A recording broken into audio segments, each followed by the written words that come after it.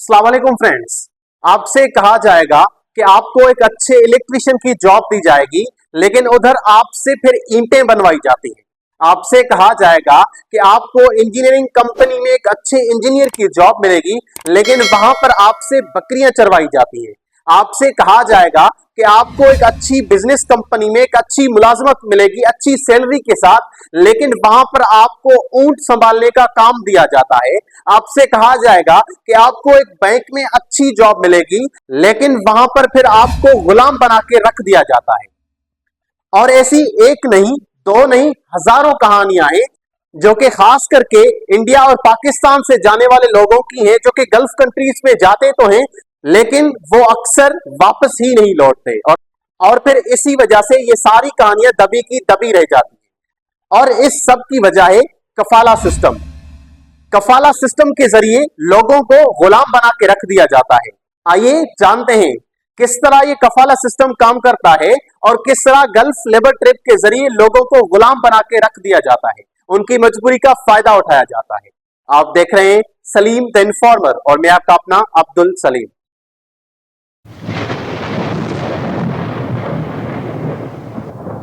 यहाँ कोई कंपनी नहीं है, सेठ ला के यहाँ पे छोड़ देता है और अब खुद चला जाता है यहाँ से, और ला के हमको यहाँ कंस्ट्रक्शन लाइन में लगा दिए काम।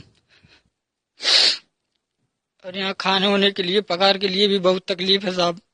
आइए सबसे पहले जानते हैं कि ये कफाला सिस्टम है क्या। कफाला सिस्टम एक किस्म की स्पॉन्सरशिप है, जिसमें आपको एक कॉन्ट्रैक्ट दिया जाता है तकरीबन 2 साल के लिए, और वो कॉन्ट्रैक्ट अरबिक में लिखा होता है। अगर वो कॉन्ट्रैक्ट आप ध्यान से नहीं पढ़ते तो आपको मुश्किल भी फेस करनी पड़ सकती है आगे जाके। इस कॉन्ट्रैक्ट के मुताबिक आपका एक कंपनी या फिर एक बंदा, एक इंडिविजुअल आपका कफील होता है, और वो कफील आपसे काम लेता है। ये कॉन्ट्रैक्ट रिटन में होता है, यानी कि थ्योरेटिकल होता है, लेकिन प्रैक्टिकली चीजें बहुत ही अलग होती हैं। आपको 10 बाय 10 के एक कमरे में रखा जाएगा, तकरीबन 10 से ज्यादा लोगों को एक साथ रखा जाएगा।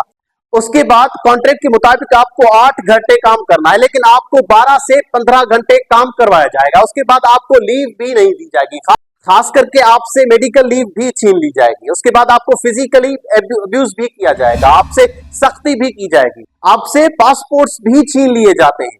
इस कफाला सिस्टम की एक्सप्लॉयटेशन तब हुई थी जब फीफा वर्ल्ड कप 2022 हुआ।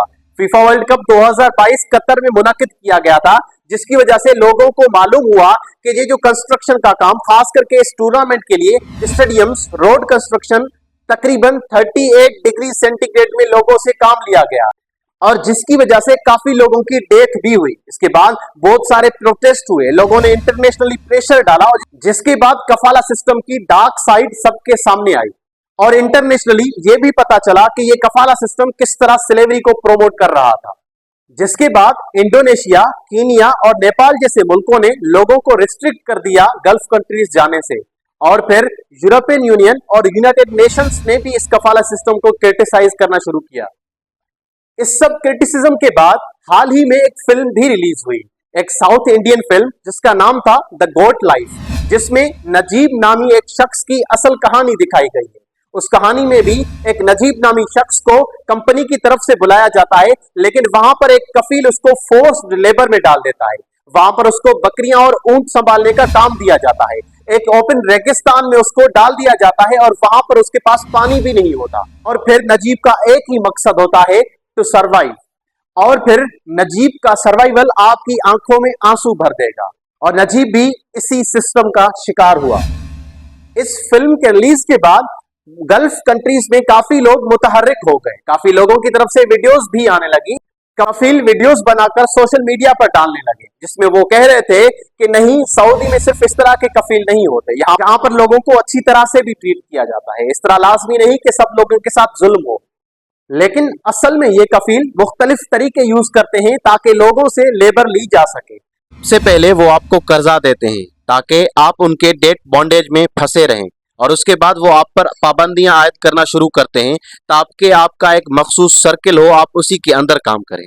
और उसके बाद फिर आपको फोर्स लेबर के जरिए आपको गुलाम बना देते हैं, आपको फोर्स लेबर करवाते हैं, जो कि मजबूरन आपको करनी भी पड़ती है। यहाँ से काफी लोग बड़े बड़े ख्वाब लेकर चले तो जाते हैं, लेकिन वहां पर पहुंचने के बाद उनको काफी मुश्किलात फेस करनी पड़ती है। और पाकिस्तान की एक ऐसी कहानी भी है जो कि मोहम्मद अफजल की कहानी है, और उसमें भी जो कि एक टेक्सटाइल मिल वर्कर था पाकिस्तान में, वो यहाँ से चला जाता है ताकि वो ज्यादा अर्निंग कर सके, लेकिन वहां जाने के बाद उसको ट्रैफिकिंग का केस लग जाता है और उसको फिर डेथ सेंटेंस भी होती है, और 2009 में उसकी डेथ सेंटेंस कंप्लीशन भी हुई।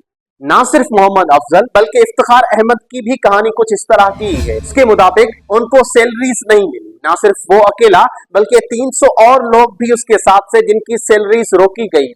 और इंडिया केरला से 3 लोग ऐसे भी गए थे जिनको इलेक्ट्रीशियन की जॉब का कहा गया था और फिर उनसे ईंटें बनवाई गई, जिनकी वीडियो भी वायरल हुई।